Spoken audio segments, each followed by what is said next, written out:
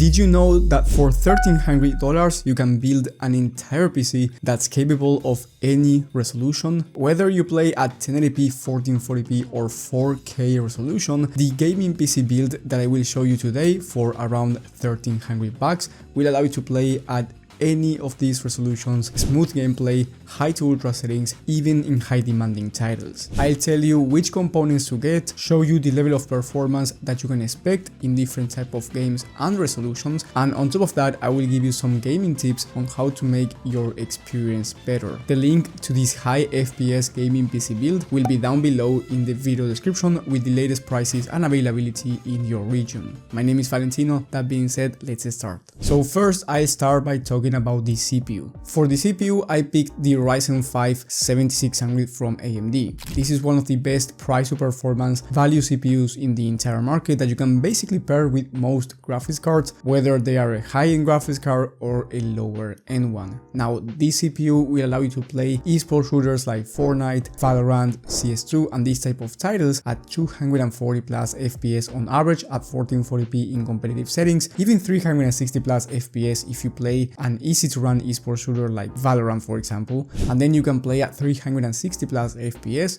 in this same type of games, competitive settings, but this time at 1080p resolution. And if you decide to play at 4K, then you can expect around 165 plus FPS on average in this type of games. Now, one thing I do like about this Ryzen 5 is that it's super power efficient, by the way, but also the fact that it's very upgradable over time because you are on the AM5 platform, so you can basically upgrade up to the fastest CPUs in the entire market right now and also in the near future. Then for this particular PC you will get an aftermarket CPU cooler, which is not a must, but it's going to be nice in terms of aesthetics and also is going to give you better noise levels, so I decided to went with an aftermarket CPU air cooler with RGB. Then you get 32 gigs of RAM, of DDR5 memory, very fast speeds by the way, and this is going to be crucial if you want to do other tasks like streaming and content creation. So if you want to do gaming but you also want to do more than just gaming, then having this 32 gigs of RAM is going to be life-saving for you. And with this system you get plenty of storage, you get 2 terabytes of SSD, so if you decide to install a bunch of games that's going to be completely fine because 2 terabytes is actually a lot of storage. And by the way, if you ever need more storage for some reason, you can always upgrade down the line. And then let's talk about the graphics card, which is the most important component when it comes to your FPS. So if you want to achieve high FPS or if you want to play high demanding titles and you want to play on high to ultra settings, well, this is the most important component, and in this case I went with the AMD RX 7900 XT, which is one of the best price to performance graphics cards in the entire market. And with this graphics card you can play at any resolution, 1080p very high FPS, so if you want a future-proof 1080p system this one is ideal, but you can also play at 1440p max settings if you want a balance between performance and visuals, and then you can also play at 4K with no issues if you value visuals more and you want to play on ultra settings in high demanding games at 4K, then this one is also capable of doing that. Now in terms of the exact level of performance that you can expect in high demanding games, well, I do recommend you this PC for 1440p resolution, and at 1440p you can expect over 120 plus FPS in high demanding titles, which is a very high number considering the type of games that are being tested here.